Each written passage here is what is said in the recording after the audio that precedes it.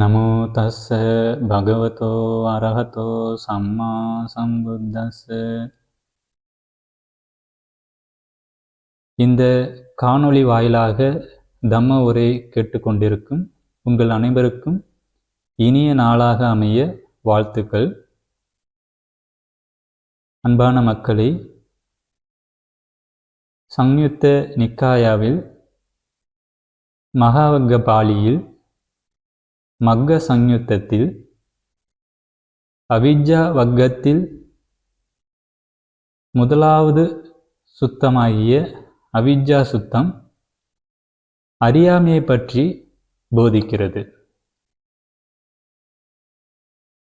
ஒருமுறை பகவான் புத்தர் கோசல நாட்டின் தலைநகராகிய சாவத்தியில் அநாதபிண்டிகஸ்ஸ என்பவருடைய ஜேதவன ஆராமத்தில் தங்கியிருந்தபோது பகவான் புத்தர் தன்னுடைய சீடர்களாகிய பிக்குகளுக்கு இந்த அவிஜ்ஜா சுத்தத்தை போதித்துள்ளார்.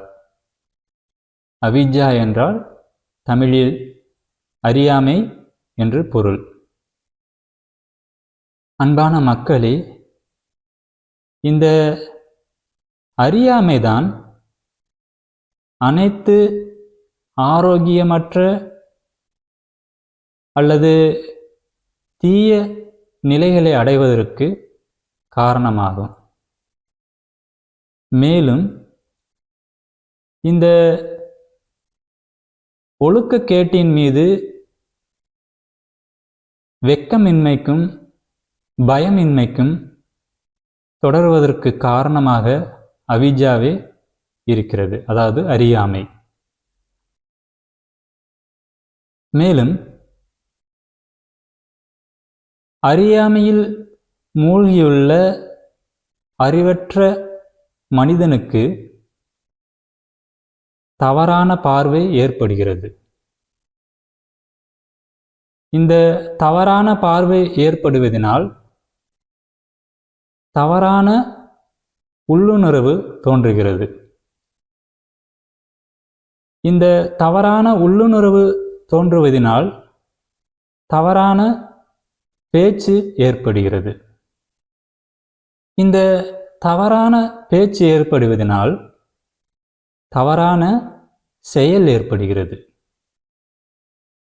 இந்த தவறான செயல் ஏற்படுவதனால் தவறான வாழ்வாதாரம் ஏற்படுகிறது. இந்த தவறான வாழ்வாதாரம் ஏற்படுவதனால் தவறான முயற்சி ஏற்படுகிறது.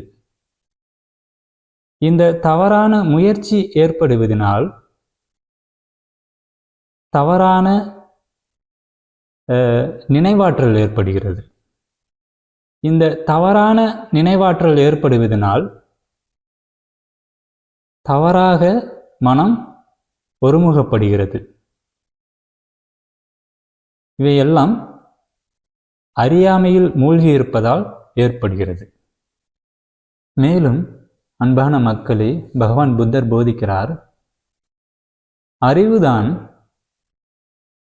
அனைத்து ஆரோக்கியமான அல்லது நல்ல நிலையை அடைவதற்கு முதன்மையான காரணமாகும்.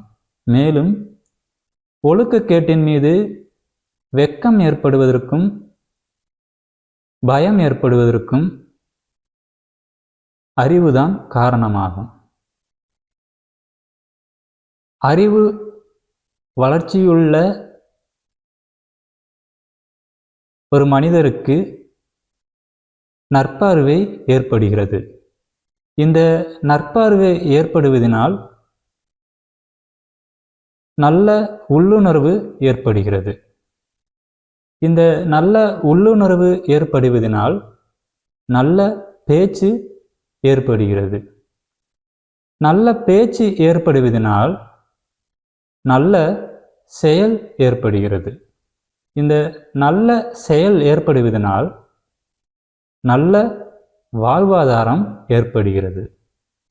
இந்த நல்ல வாழ்வாதாரம் ஏற்படுவதனால் நல்ல முயற்சி ஏற்படுகிறது. இந்த நல்ல முயற்சி ஏற்படுவதனால் நல்ல நினைவாற்றல் ஏற்படுகிறது. இந்த நல்ல நினைவாற்றல் ஏற்படுவதனால் நல்ல மனம் ஒருமுகப்படுகிறது.